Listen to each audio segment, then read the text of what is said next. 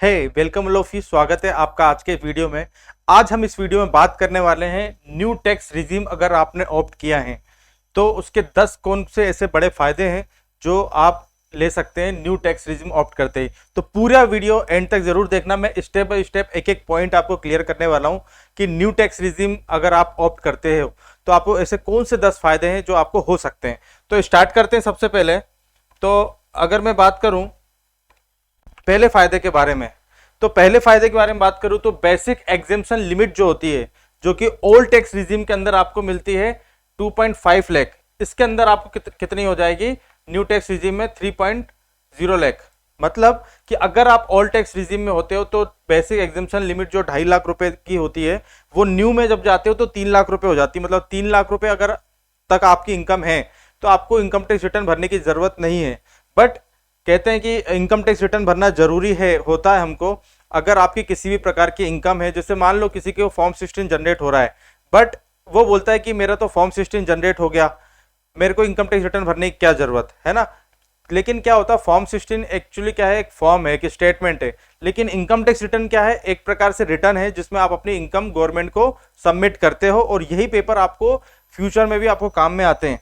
तो पहली बात हम क्या कर रहे थे, बेसिक एग्जेम्पशन लिमिट की, जो कि ओल्ड में आपको 2.5 लाख तक मिलती है बट न्यू में आपको 3 लाख रुपए हो गई है।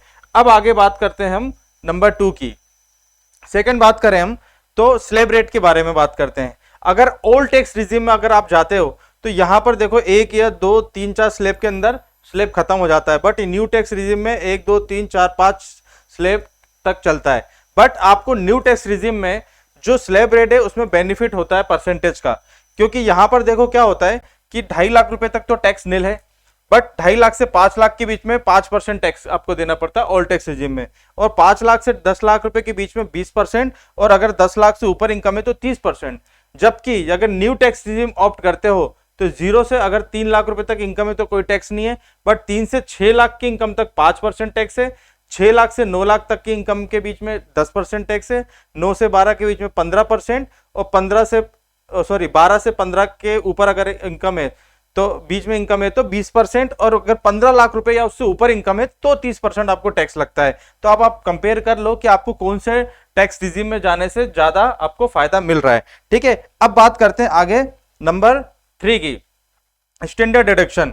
पिछले साल तक स्टैंडर्ड डिडक्शन आपको न्यू टैक्स रिजीम में नहीं मिलता था, बट इस साल से आपको स्टैंडर्ड डिडक्शन, अगर आप सैलरीड एम्प्लॉय हो या आप रिटायर हो गए, आपको पेंशन मिलती है, तो इनकम फ्रॉम सैलरी में से जब भी आप रिटर्न फाइल करोगे तो 50,000 रुपए का आपको standard deduction new tax regime में आप इसका बेनिफिट ले सकते हो। ठीक है, अब चलते हैं number 4, family pension deduction. Family pension deduction अगर किसी को न्यू टैक्स रिजीम ने ऑप्ट किया, अगर किसी को स्टैंडर्ड डिडक्शन का भी बेनिफिट मिल रहा है उसके बाद भी फैमिली पेंशन का भी डिडक्शन मिल सकता है। ये क्या होता है, 15,000 रुपए और 1/3 of amount of family pension amount जो होता है विच एवर इज लेस, इतने तक का आपको डिडक्शन मिल सकता है। तो आप जो स्टैंडर्ड डिडक्शन है उसके अलावा भी इसको डिडक्शन को क्लेम कर सकते हो। फैमिली पेंशन का जो डिडक्शन होता है वो भी स्टैंडर्ड डिडक्शन के अलावा ले सकते हो। बस आपको ध्यान क्या रखना है, जो पेंशन जो होती है वो इनकम अंडर सैलरी के अंदर आती है, और जो फैमिली पेंशन होती है वो अदर सोर्सेस के अंदर आती है। तो मैं काय की बात कर रहा हूँ, टैक्सेबिलिटी की बात कर रहा हूँ कि जो पेंशन होती है वो सैलरी के अंदर आती है और फैमिली पेंशन अदर सोर्सेस के अंदर आती है इनकम, बट आप ये दोनों डिडक्शन न्यू टैक्स रिजीम के अंदर ले सकते हो। ठीक है, अब आगे चलते हैं, हम बात करते हैं होम लोन इंटरेस्ट के डिडक्शन के बारे में।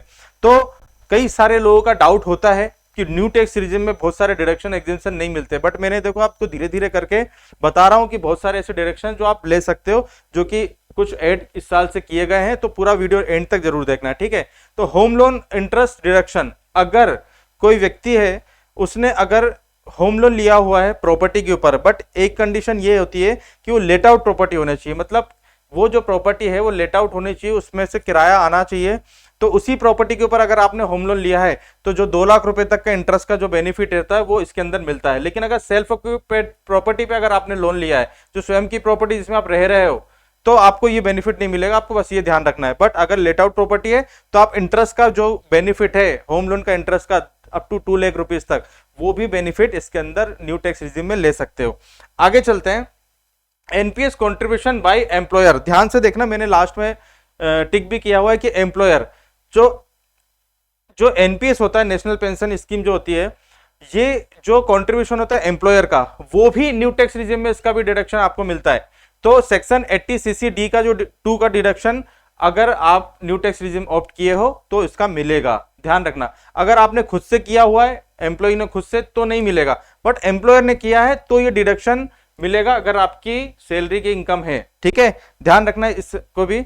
उसके बाद चलते हैं आगे, 7 number point, deduction for contribution in Agniveer corpus fund. तो ये सेक्शन इस साल से ऐड हुआ है। अगर इस फंड के अंदर आप कंट्रीब्यूशन करते हो सेक्शन 80CC के अंदर, तो भी आपको न्यू टैक्स रिजीम के अंदर इसका डिडक्शन मिलता है, ठीक है।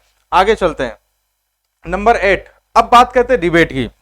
तो रिबेट क्या होता है, जो आपने ऑल टैक्स स्कीम के अंदर देखा था, जो रिबेट मिलता है 12,500 का, लेकिन वो कब तक मिलता है, जब अप टू 5 लाख की इनकम होती है, ठीक है। ऐसे न्यू टैक्स रिजिम के अंदर आपको ये अप टू 7 लाख की इनकम, नेट इनकम, सारे डिडक्शन एग्जिबिशन घटाने के बाद जो नेट इनकम है, तब तक आपको ये रिबेट अंडर सेक्शन 87A मिलता है। और ये कब तक कितना मिलता है, अप टू 25,000 तक का आपको इसके अंदर मिलता है। अब आप कंपेयर कर लो कि आपको कौन सी स्कीम में ज्यादा बेनिफिट हो रहा है, ठीक है।